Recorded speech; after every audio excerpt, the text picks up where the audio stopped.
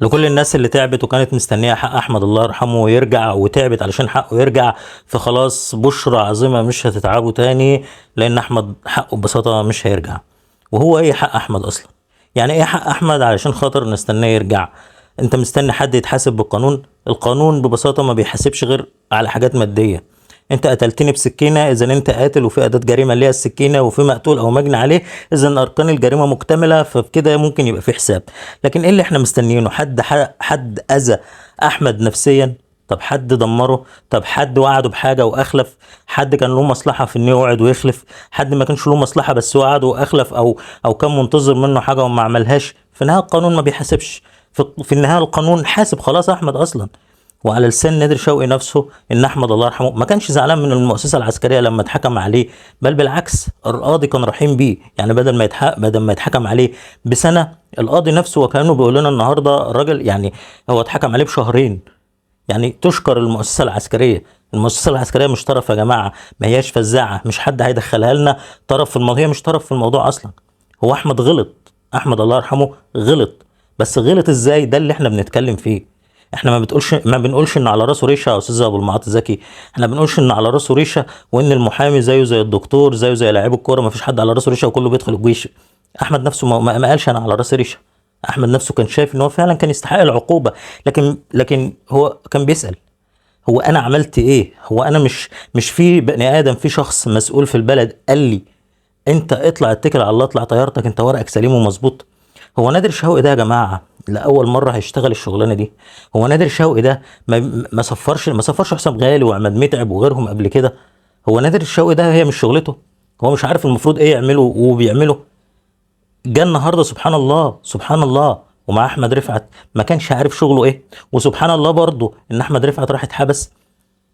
سبحان الله احمد نفسه لما ربنا رجعه من الموت، وده تعبير بليغي، تعبير بليغ وتشبيه ايا كان، يعني هو حاجه في اللغه، يعني مش حاجه حرام يعني. ولكن ربنا رجعه من الموت علشان خاطر يقول لك، يشاور يقول لك فلان وفلان نادر، اسالوا نادر واسالوا هيثم عرابي، هم عارفين مين اللي كان السبب في اللي انا فيه.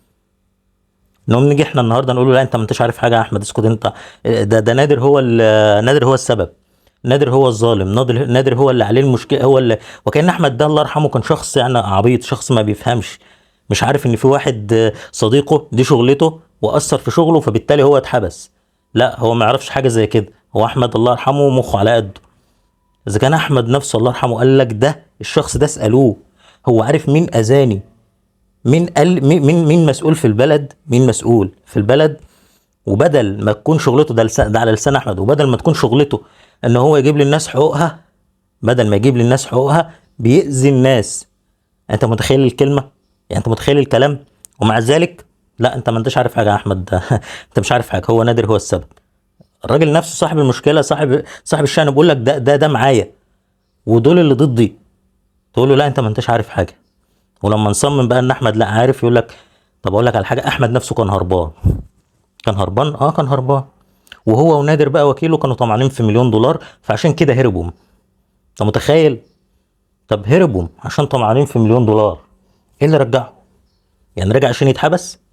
يعني هل بالمنطق بني ادم عاقل ربنا اداله شويه عقل طمعان في فلوس فقال لك انا ههرب من الجيش عشان خاطر اجيب فلوس، عشان اشتغل شغلانه واجيب منها فلوس، ولسه ما كملش السنه اللي هو فيها وقال لك انا كنت ناسي ايه، اما ارجع بقى عشان اتحبس؟ لا، ولما يرجع ويتحبس فيزعل نفسيا. يعني هو راجع عشان يتحبس، عشان يلوم نفسه بقى ان هو انا ايه اللي عملته في نفسي ده، فيتعب بقى. طب هو بالعقل يعني هو لو شخص ضحى بسنه ان هو يتسجنها ولا بايا كان عشان خاطر يجيب فلوس، وهيزعل ليه لما يتحبس؟ هيزعل ليه؟ لان هنا السؤال بجد، هيزعل ليه؟ طيب مين اللي شايف ان احمد معاه حق ونادر معاه حق؟ هو واقفين في صف الاعلام ابراهيم فايق. ابراهيم فايق ابراهيم فايق ده على فكره مش بروفيشنال، مش احترافي. ليه يا استاذ ابو المعاطي؟ ليه مش احترافي ليه؟ قال لك لانه العاطفه تغلبت عليه وقعد يدافع عن نادر، بدل ما يسال نادر ويقول له انت كنت غلطان ولا صح. طب هو نادر نفسه من باب اولى كان احمد نفسه زعل منه وغيره، ما كل يوم في وكلاء لعيبه بيتغيروا، صح؟ كل يوم في وكلاء لعيبه بيتغيروا. كان احمد نفسه غيره، ومع ذلك ماشي. ابراهيم اللي مش احترافي ومش عاجبك ده يا استاذ ابراهيم، فضل بطوله بالي يحسد عليها مع المتحدث الرسمي باسم وزاره الشباب والرياضه، فضل معاه لحد ما خد من لسانه ان المسؤول في النقطه دي تحديدا عن المشكله والسبب فيها هم الفريق اداريين الفريق، يعني اداره الفريق. فالاعلامي المحترف البروفيشنال هو اللي ما سابش القضيه عايمه، هو اللي ما سابش الكلام عايم، هو اللي فضل مصر يسمع استاذ احمد دياب فياخد من بقه، يقول له وزاره الشباب، يروح يسال وزاره الشباب يقول له لا بس مش عارف، يرجع تاني لاحمد النائب احمد دياب، ياخد لحد ما وصل انه خد الكلمه. قال لهم يا جماعه انا مش عارف اسال السؤال صح ولا ايه، ما تجاوبوني على قد سؤالي، مين السبب في النقطه دي تحديدا؟ لحد ما الراجل مؤخرا قال له خلاص هو ده صح، اداريين الفريق هم السبب في النقطه دي، هم المسؤولين عن الموضوع ده. ده الاعلام المحترف يا استاذ ابراهيم، يا استاذ ابو المعاطي. استاذ ابو المعاطي شايف ان دي تمثيليه سخيفه، دي تمثيليه يا جماعه، ان انتوا طالع تعيط وطالع تعمل وانت اصلا المسؤول الرئيسي والمسؤول الاساسي. طب يعني لما هي تمثيليه والمفروض ان هو كان يحضر العزا بدل ما يطلع في البرنامج، ده ما كانش رايك ليه في يومها قبل ما يجيلك السكريبت؟ ده ما كانش رايك ليه؟ كان رأيك انه ومن يكتم الشهادة ومن يكتمها فإنه آثم قلبه، وأنا بدعو الناس اللي جات أسمائهم وأحمد رفعت طلبهم إن هم يطلعوا يشهدوا ويطلعوا ويقولوا وبتاع. والنهاردة يا جماعة هيطلع مع إبراهيم فايق، استنوه، كان وقتها استنوه. إنما بعد ما طلع هو إيه اللي خلاه يحضر وياخد فلوس؟ هو إيه اللي خلاه يحضر؟ لا ده كان المفروض يحضر في العزا. بعد ما السكريبت جه شفنا أستاذ وليد دعبس رئيس نادي فيوتشر طالع برضه زعلان يعني زعلان وكأنه خصم في قضية. هو استاذ وليد وانت حضرتك مالك؟ انت حضرتك اصلا مش طرف. يعني احمد نفسه الله يرحمه قال انت راجل تشكر، انت راجل هو من كتر ما انت عملت معاك حاجات كويسة هو محرج منك، فانت مش طرف في اي حاجة. انت طالع بتدافع عن ايه؟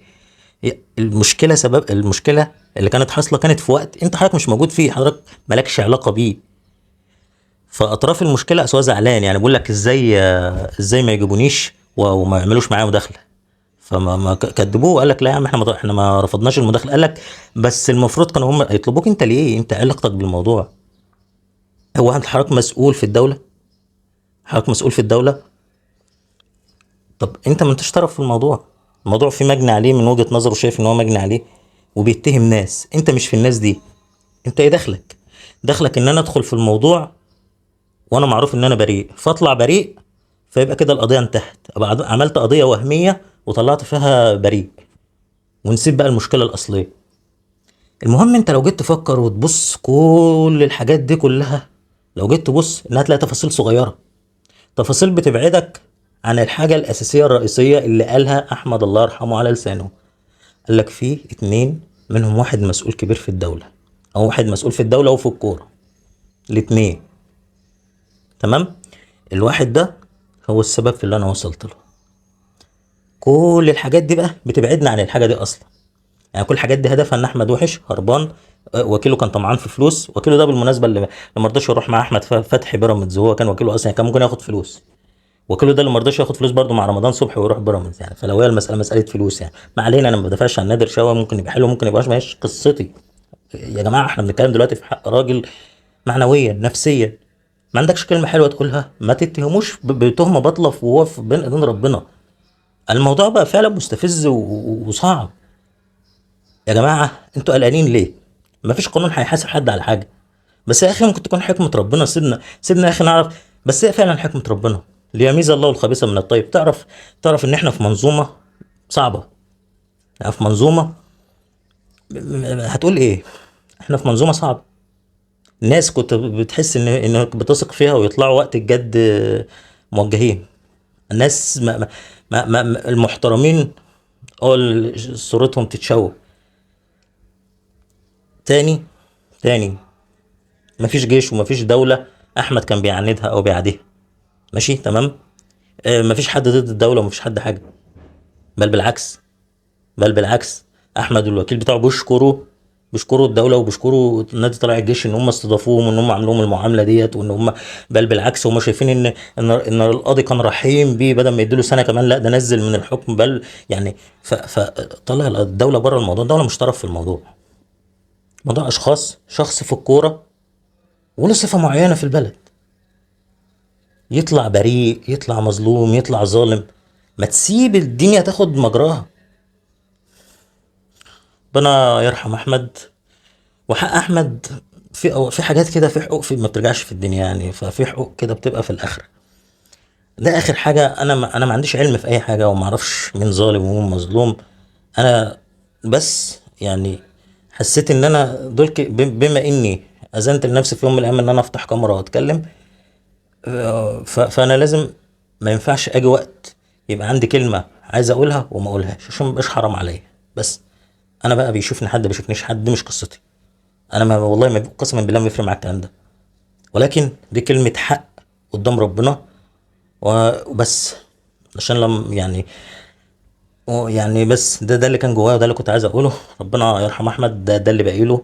هو مش واخد حاجه من وجع الدماغ اللي احنا فيه ده كله، وكل اللي يفرق معايا كلمه دعوه حلوه، وفي الاخر هنرجع وهننسى. وده بالمناسبه مش حاجه عيب ومش حاجه غلط، وده حال الدنيا، وهنرجع وهنتكلم في الكوره والكلام ده كله هيروح لحاله برضه. ده طبيعي وهي دي الدنيا، مفيش حاجه برضه بتدوم. النسيان ده حاجه بتاعت ربنا، ودي سنه ربنا في الكون وسنه ربنا فينا، ولولا النسيان ما كانتش الدنيا مشت ولا قدمت خطوه. مش عايز اطول كتير، بس كده. ربنا يرحمك يا احمد، وشكرا.